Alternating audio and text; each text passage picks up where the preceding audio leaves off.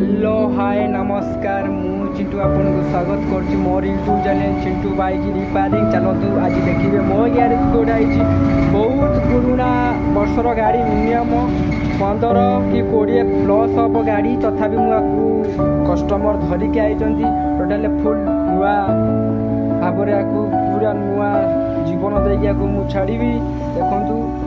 आगो हेडलाइट पाखरु आरंभ करके चक्का व्हील स्पोक सब टोटाल खराब हो जाए देखो टोटाल मुझे देखा दूसरी व्यू देखो टोटाल चेंज पकड़ा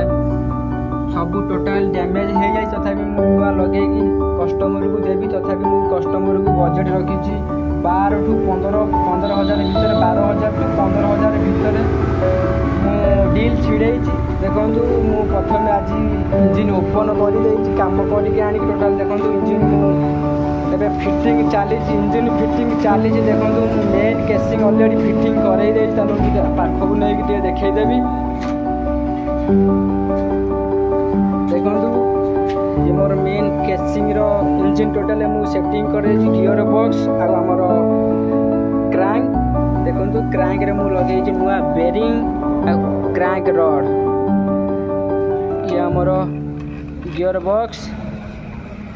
आउ खाली बाकी अच्छी गियर साफ्ट लगिला पर देखो ये गियर साफ्ट मु लगे दूची देखो गियर साफ्ट ऑलरेडी लगिगला मेन केसिंग फिटिंग होगा पूरा ऑलरेडी रेडी